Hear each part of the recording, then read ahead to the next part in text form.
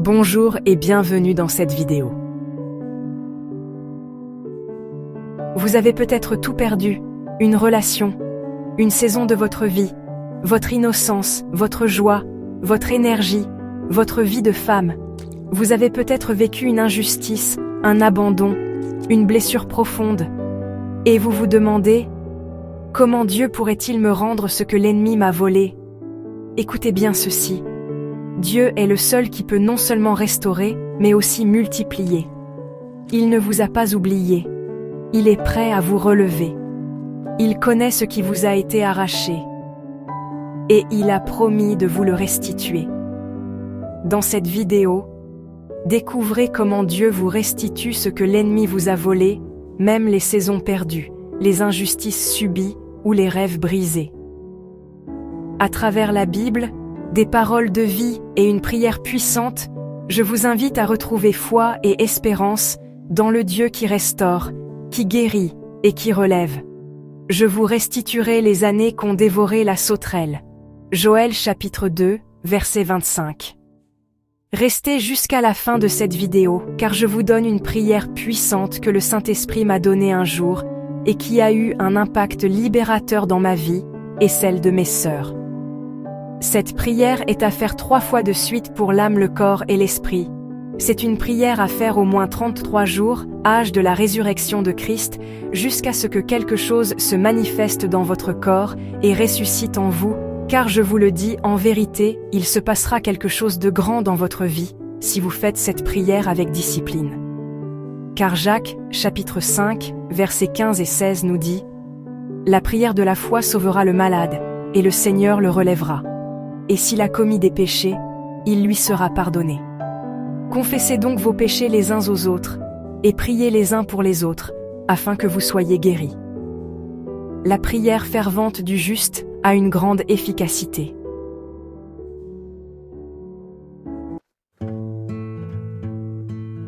Le voleur, Satan, ne vient que pour voler, égorger et détruire. Jean, chapitre 10, verset 10. Il vole vos années, votre confiance, votre énergie, votre foi, vos relations, votre vie de femme.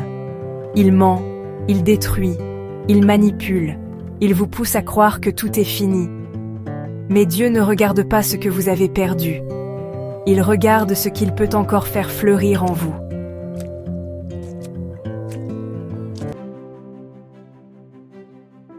Écoutez cette promesse du prophète Joël. Je vous restituerai les années qu'ont dévoré la sauterelle, le criquet, le hanneton et la chenille. Joël, chapitre 2, verset 25. Même les années, même les larmes, même ce que vous avez abîmé vous-même, Dieu peut tout restaurer.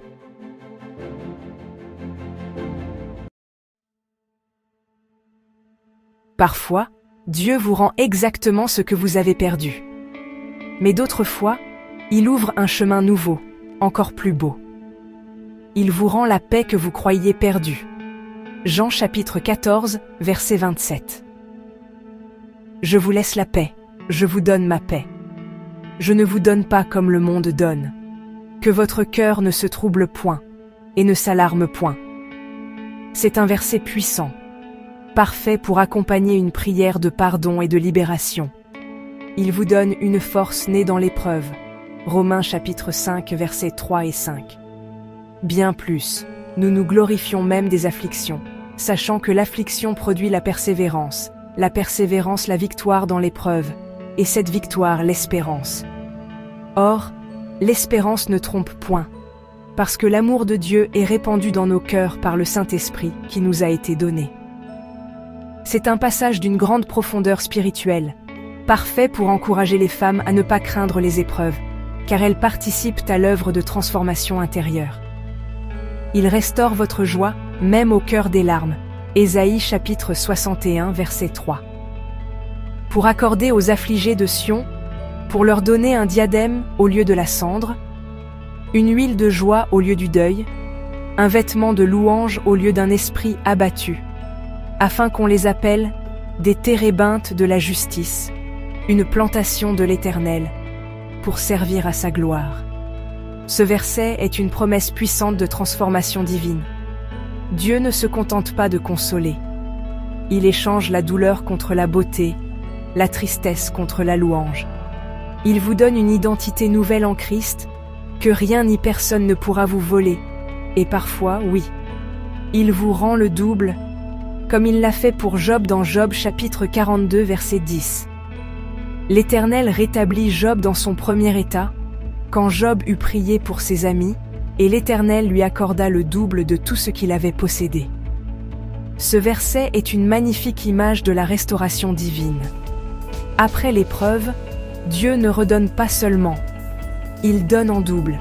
Et cela commence quand Job pardonne et prie pour ceux qui l'ont blessé. Dieu redonne, mais toujours, après une transformation intérieure.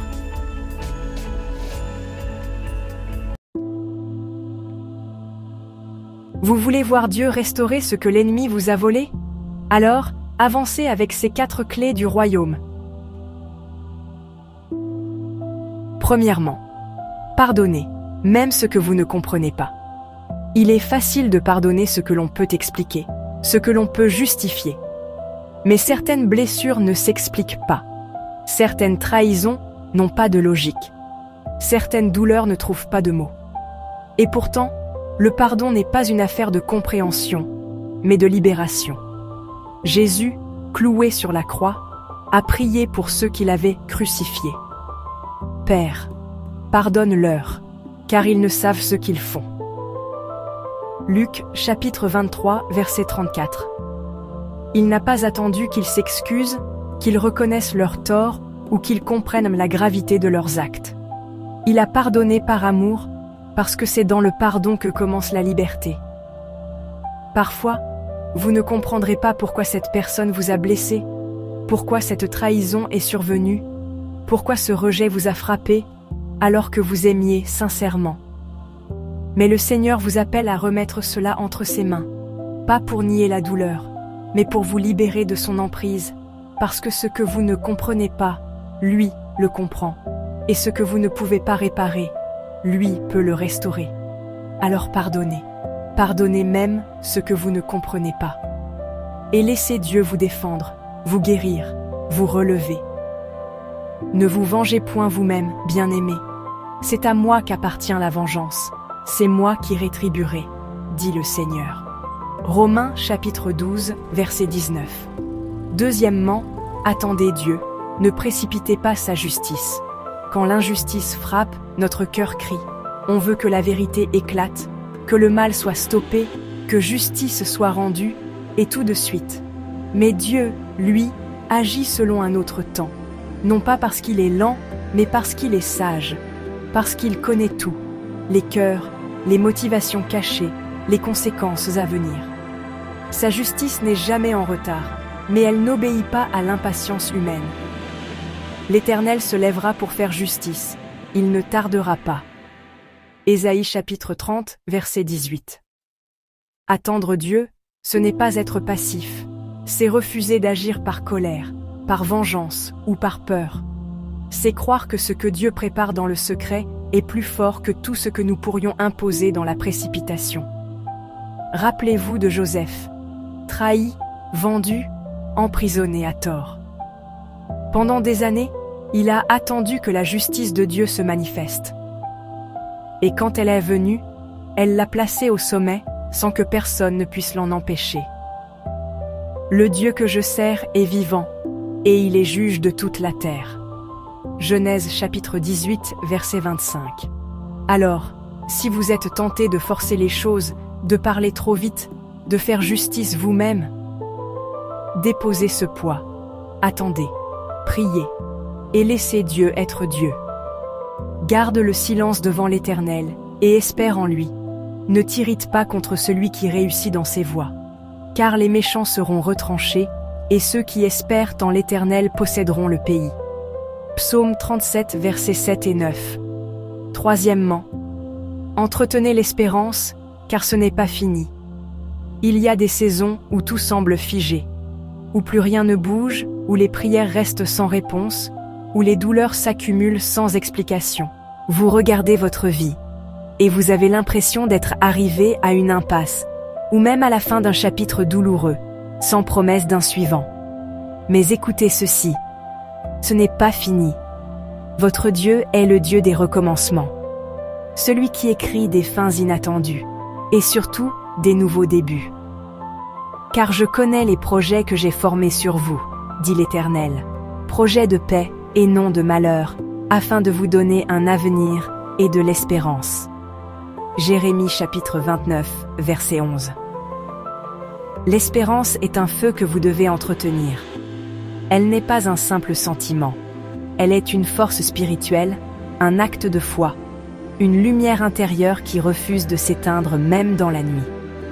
Et si Dieu vous laisse dans l'attente, ce n'est pas par oubli. C'est parce qu'il façonne votre cœur, purifie vos désirs et prépare ce que vous ne voyez pas encore. L'espérance ne trompe point, parce que l'amour de Dieu est répandu dans nos cœurs par le Saint-Esprit. Romains chapitre 5, verset 5. Alors, ne baissez pas les bras. Ne jugez pas votre vie à ce que vous voyez aujourd'hui. Ce que vous vivez n'est pas l'épilogue, c'est une étape. Et Dieu ne vous a pas amené jusqu'ici pour vous abandonner. Tant que vous respirez, son œuvre continue. J'en suis persuadé. Celui qui a commencé en vous cette bonne œuvre la rendra parfaite pour le jour de Jésus-Christ. Philippiens chapitre 1, verset 6.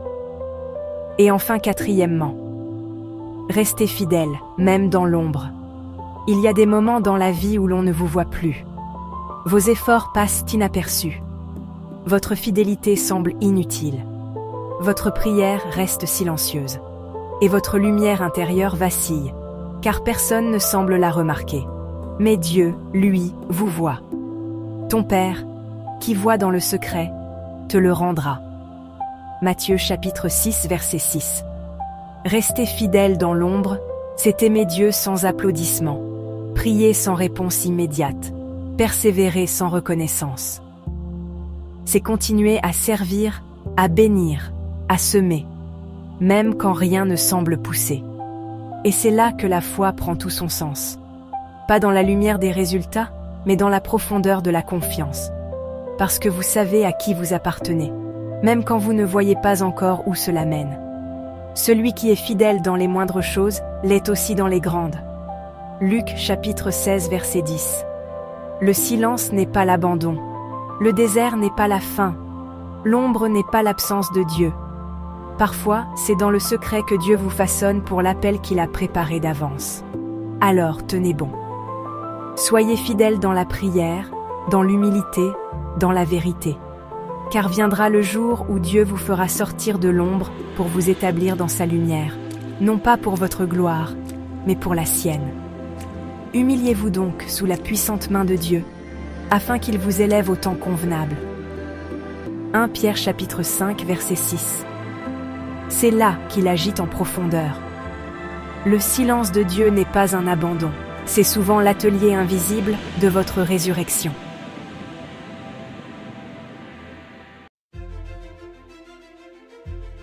À la croix, Jésus a tout payé, pour que vous ne viviez plus jamais comme une femme volée, mais comme une fille restaurée, aimée, protégée, riche d'un héritage éternel.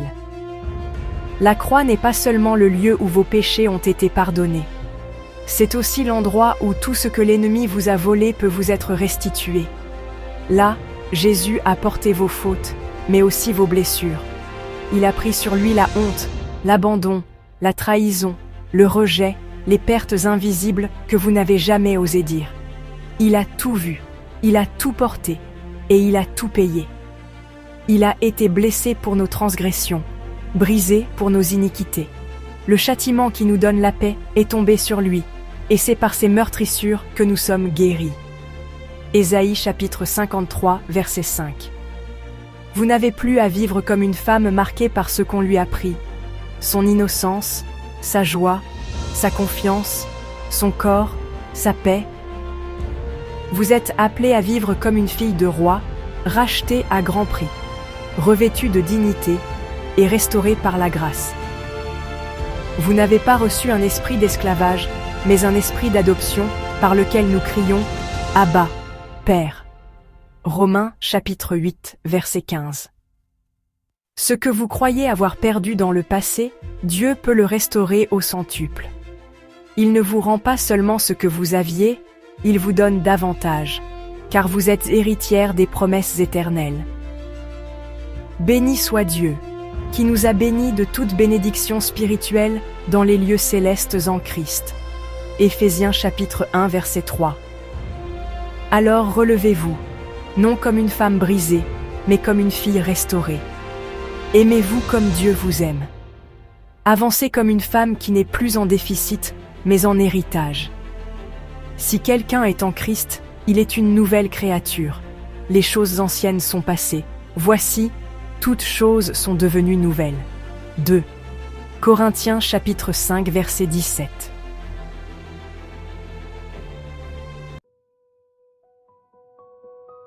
Il y a des poids invisibles que nous portons sans toujours les nommer, des blessures non guéries, des liens avec le passé, des pertes d'énergie, des offenses données ou reçues.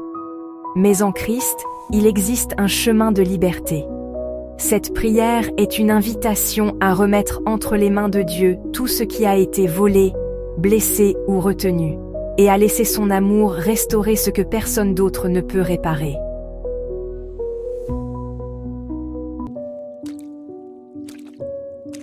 Seigneur mon Dieu, toi qui sondes les cœurs et guéris les âmes, je viens devant toi avec confiance et humilité. Si, dans mon passé, quelqu'un m'a blessé, m'a volé ma force, ma paix ou ma joie, que je m'en souvienne ou non, je choisis, par la grâce de ton esprit, de pardonner et de relâcher, dans le nom puissant de Jésus-Christ. Je dépose cette dette à la croix, là où tout a été payé. Et si moi-même, en parole, en acte ou même en pensée, j'ai ôté à quelqu'un ce que je n'aurais pas dû, que j'ai pris sans amour, sans discernement, alors je te demande pardon. Je relâche cette personne, Seigneur. Je renonce à toute emprise, et je te confie la réparation, par ton amour juste et miséricordieux. Viens restaurer, Seigneur, ce qui a été brisé. Rends à chacun ce qui lui appartient selon ta sagesse. Purifie mes relations passées, présentes et futures, et fais couler ton pardon comme une rivière dans mon cœur. Je te remercie, Père, pour la puissance libératrice du sang de Jésus, qui me lave, me restaure et me rend libre. Je te rends toute gloire. Au nom de Jésus-Christ, Amen.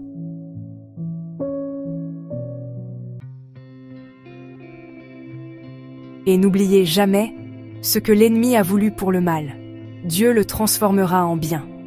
C'est écrit dans Genèse, chapitre 50, verset 20.